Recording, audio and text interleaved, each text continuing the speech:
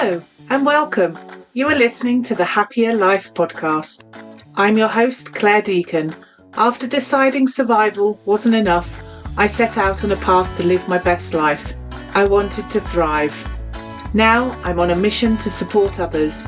Think you're not good enough, confident enough, brave enough? I'm here to tell you you are, and you can achieve anything. This is your time, so let's do this. Hello and welcome to the Happier Life podcast. I'm Clare Deacon, positive psychology coach, trauma-informed therapist, and someone who knows a thing or two about looking like you've got it all together while silently running on empty. Today, we're going to be talking about something that so many people experience but rarely know how to name: survival mode. You know what I mean. When you're technically functioning, but it all feels like treading water with a backpack full of bricks. When your brain is fried, your body is tense, and everything from answering a message to making a decision feels heavier than it should be. You might still be working, parenting, meeting the deadlines, showing up to the world like a semi-capable adult, but inside it's a completely different story. Now, here's the thing I always tell my clients: survival mode can feel like being strapped into a roller coaster you never chose to get on in the first place. One of those relentless ones that just won't stop. There's no break, no breath, no gentle glide in it. It just loops, sudden drops, unexpected bends, and that stomach clenching feeling of holding on tight, wondering what hit is going to come next. You want it to stop so you can just take a breath, just be. But instead, you find yourself locked in, white knuckling your way through every day, hoping for calm, but expecting chaos. And what makes it harder is that from the outside, no one can see it. Your friends might think you're just busy. Your colleagues assume you're managing. Maybe you've even convinced yourself that this is just life. Tired is normal. That overwhelm is just part of adulthood. But behind closed doors, you're whispering things to yourself like, why can't I get it all together? Everyone else seems to be coping. What's wrong with me? If I stop, I might not be able to start again. I don't even know what I need anymore. I just want to disappear for a bit. I don't know who I am. And I want you to know those thoughts, they're not signs of failure. They are signs of a nervous system that has been doing too much for too long without support.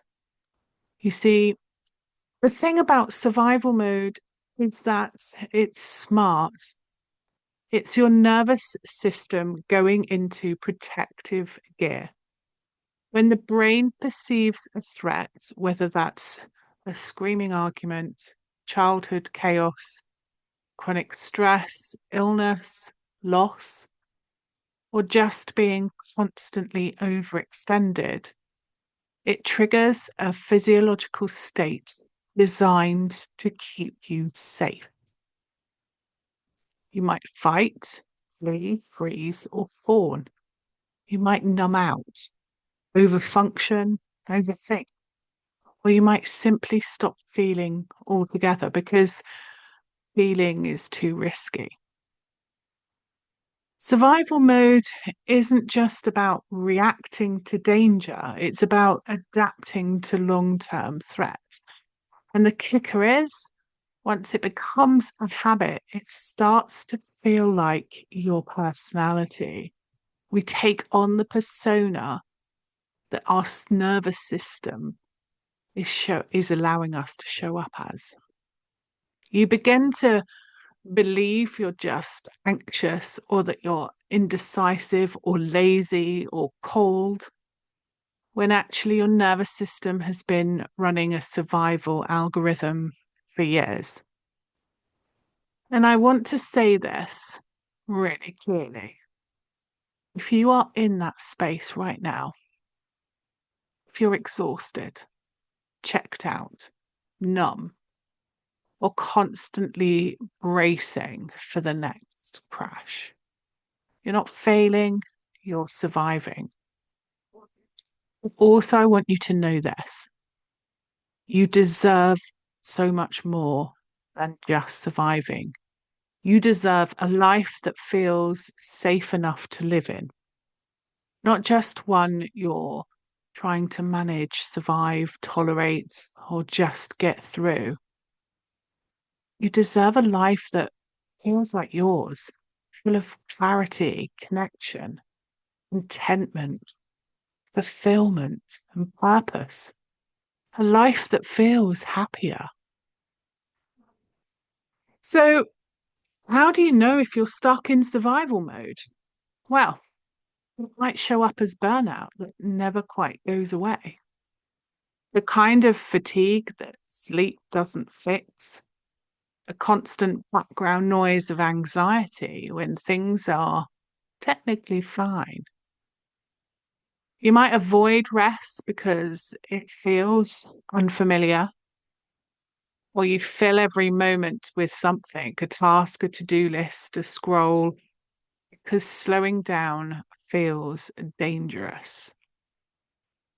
Or maybe you've built a life that looks full, work, parenting, responsibility, but it can feel empty. You can't remember the last time you felt joy without guilt, or stillness without panic, or connection without having to perform. These aren't character flaws. These are symptoms of a nervous system stuck in hypervigilance. And here's the truth. You can't think your way out of survival mode. You can't positive affirmation your way out of it, because this isn't just happening in your mind, it's happening in your body. It's neurobiological. And so the way out has to begin there too. When the nervous system has been on high alert for a long time, it loses the ability to distinguish between what's genuinely dangerous and what's just unfamiliar. Saying no, expressing a need, letting someone down gently, all of those things can feel threatening when your body is wired to prioritize keeping the peace. This is why recovery starts with safety, not productivity, not transformation, not chasing your best self, but safety. Your system needs to learn slowly, consistently, that it's safe to rest, safe to say no, safe to stop scanning, safe to exist without constantly anticipating the next blow. So let's talk about some small steps, not surface level hacks, but real body informed signals that tell your nervous system you're okay.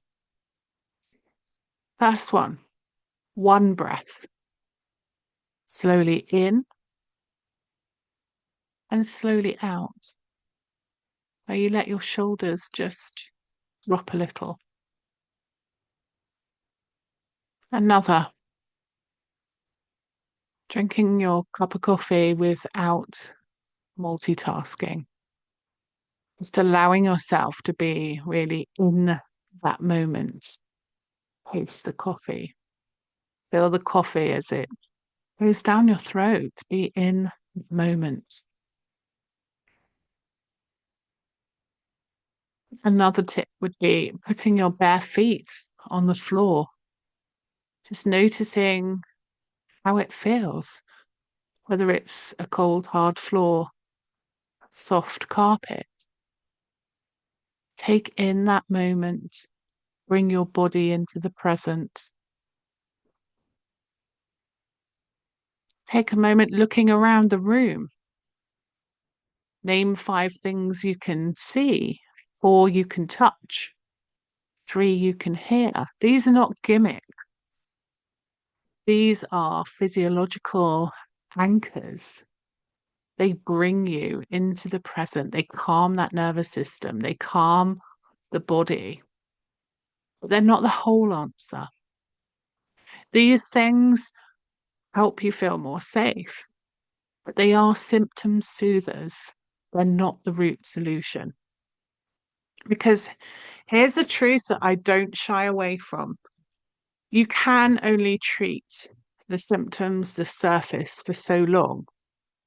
If you're not living your happier life with clarity and that contentment and feel it fulfillment and having that meaning and purpose in your life, then these small practices will eventually stop being enough. It's like your body learn. I've heard that message before, and you're not listening to me, so it's going to shout louder. And that's where the deeper work really needs to be done, the real work, the kind that reflects on who you really are, what you really want, underneath all the noise and the expectations that society and history and past life has put upon us. Asking yourself, do I truly believe I'm worthy of receiving and living a happier life? Looking into what you're holding on to that's no longer serving you. What are you ready to let go of? I've walked this path myself. I've supported countless women and men, intelligent, capable, high performing individuals who on paper have it all, but feel utterly disconnected from their lives. And I know that the way out isn't just another morning routine or a mindset tweak, it's a reclamation. And that's why I created the Blooming Happier program.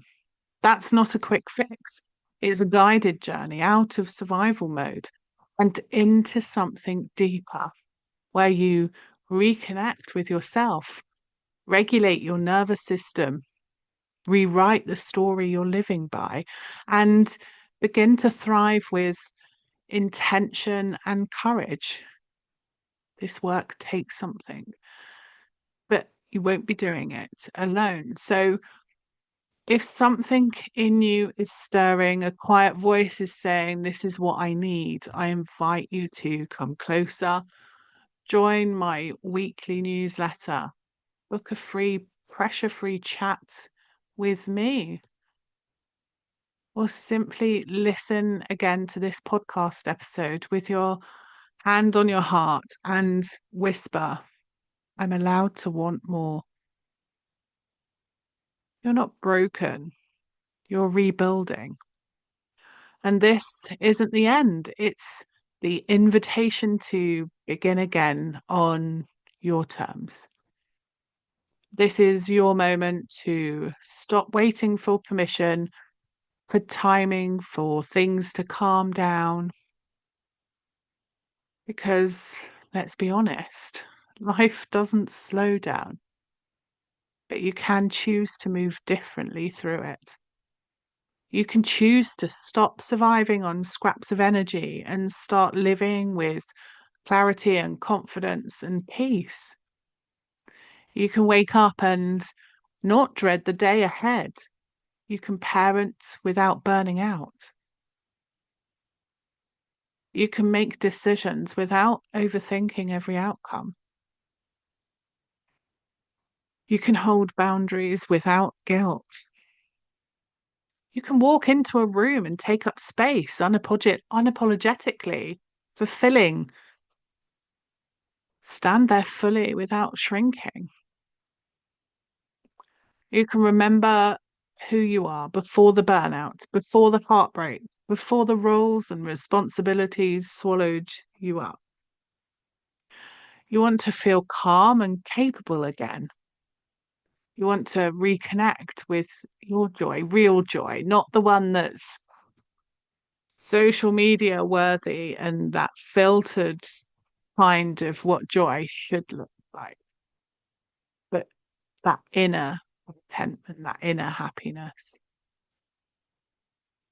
You want to be present with the people you love without resenting the never ending demands.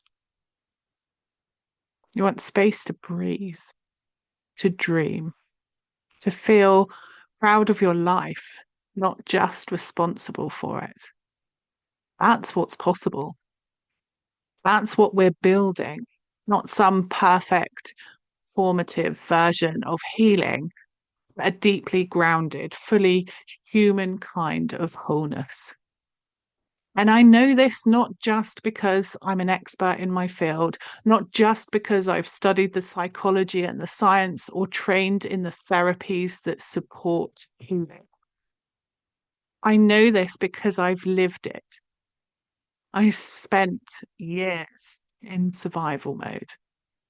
I know what it feels like to put that smile on the outside and scream on the inside.